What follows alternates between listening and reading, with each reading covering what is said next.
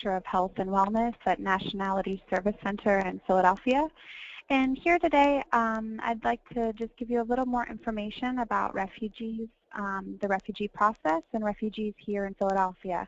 This is the first of a three-part series entitled Refugee 101 that's designed to prepare residents, students, and others interested in working with refugees to better serve this vulnerable population. So today we're going to talk a little bit about some definitions related to immigrants and refugees. We'll talk briefly about current refugee populations in Philadelphia and where you can find more information about refugee populations, and talk briefly about some of the barriers faced by refugees. So first, when we're talking about issues of migration, immigration, and refugees, we need to examine the factors that impact migration in our global context today. So as we can see from these two photos, there are really two main categories of factors that may influence folks' migration. The first are what we pull factors, so better education, better jobs, better future. These are things that influence groups to move from place to place for seeking a better life. We also then have many people in the world today who are impacted by what we call push factors, such as war, famine, conflict, people being pushed out of their home country into another neighboring country, folks who are being forced to flee. And as we begin to examine some of the definitions on this next slide, it's important to recognize whether a group is impacted by these types of pull factors or push factors. So let's start with the word immigrant. Do you think it's a push or a pull? So in general, when we're talking about immigrants, we're talking about folks who are impacted by a pull factor. They're making a choice to move from one place to another for a particular reason, whether that's economic, education, etc. And similarly, if we move across the screen to migrants, we see these pull factors influencing, again, people seeking maybe a job. But what's the difference between immigrants and migrants? Well, the difference is really around how long one intends to stay. So we hear the term migrant often associated with migrant farm workers who may come up for a growing season and return back to their home country. As we move towards the bottom of the screen, we can see a number of words that are often associated with push factors.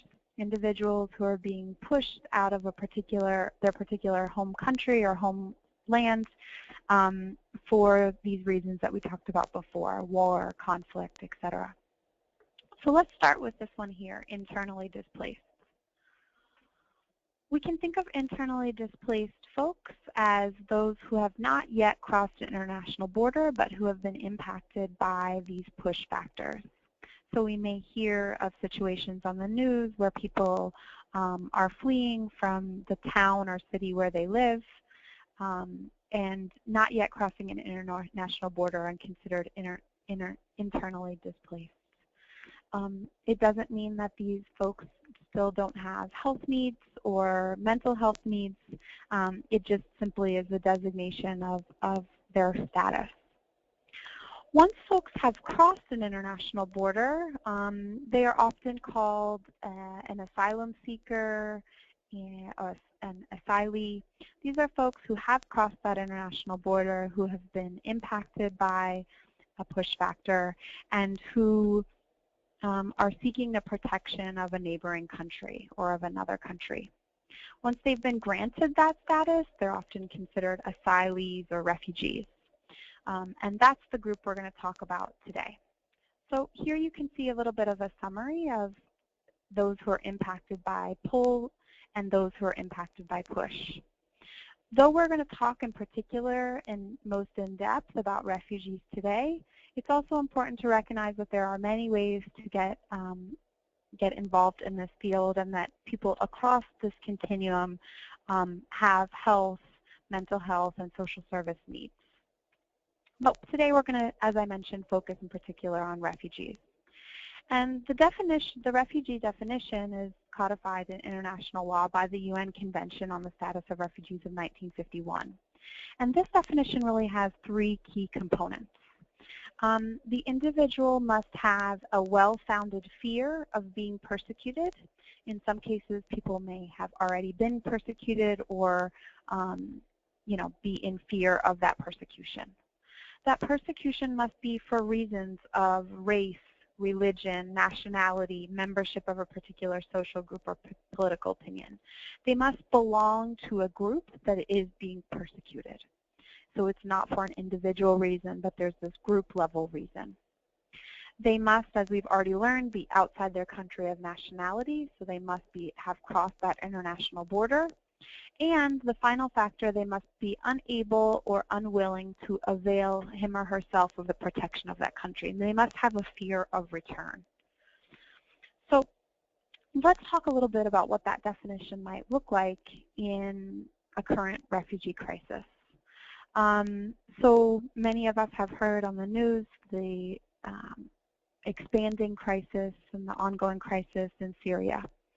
So let's talk a little bit about some of these definitions and how they're playing out in this crisis. We can see here in these pink areas, these are areas where there are areas of conflict or displacement, areas where there are internally displaced individuals who are being impacted. Then we can see along all of the borders of Syria, there are many areas of refugee concentration, many areas where individuals have crossed that border and sought the protection from the United Nations that comes along with being designated as a refugee.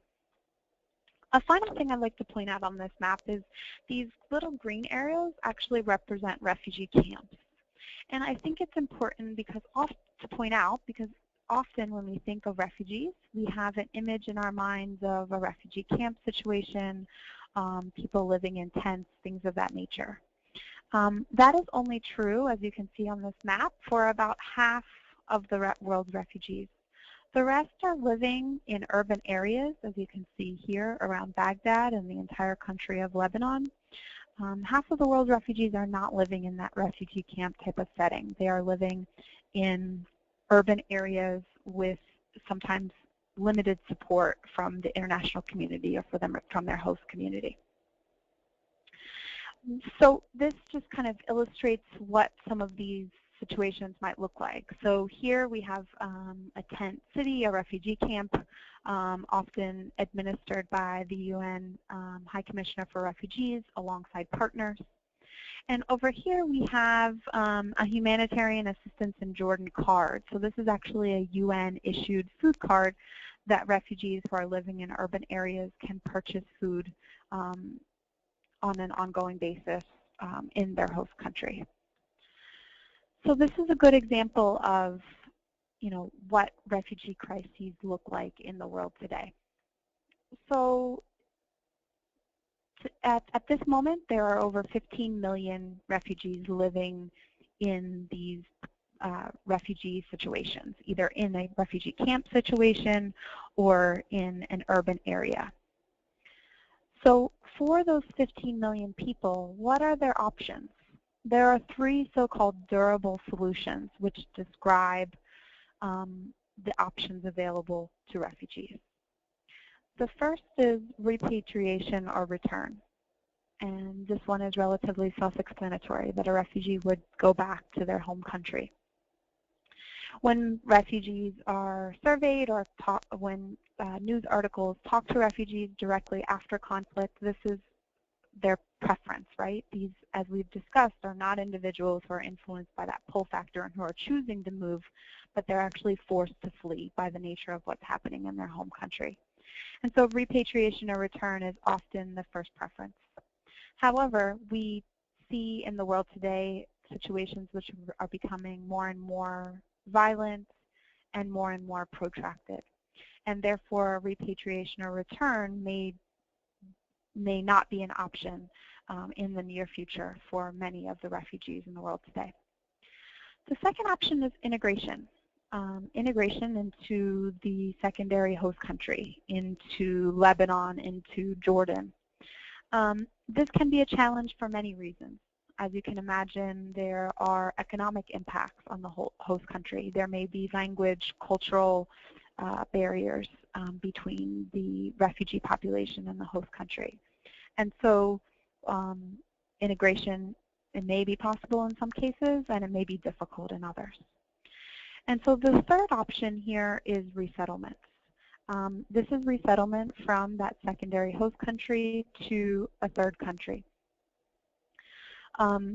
Currently, resettlement is offered to less than 1% of the world's refugees. Less than 1% of that 15 million refugees will ever be resettled into a third country. But it's often used as a tool by UNHCR and by the international community for individual populations that are in very protracted situations and where repatriation or integration may not be an option. Currently, about over 100,000 refugees are resettled on an annual basis, primarily to the United States, which accepts around 70,000 refugees, but also to other countries in Europe and smaller numbers to countries like Australia and New Zealand. So let's talk a little bit about the refugee resettlement process and some numbers. So we know already that a refugee must flee their native country and cross that international border and register with the United Nations. The U.S. Then sets particular priority areas based on need and based on factors such as possibility of integration or return. If the group is one designated by the U.S. government as one that can be accepted for resettlement, we begin this process of overseas processing. So there's a number of security checks, interviews, and a lot of paperwork. As you can see at the bottom here, this process can theoretically be completed in 1 year, but most refugees are waiting in these protracted situations for an average of 6 or even 10 years as they wait for their resettlement case to be processed. The U.S.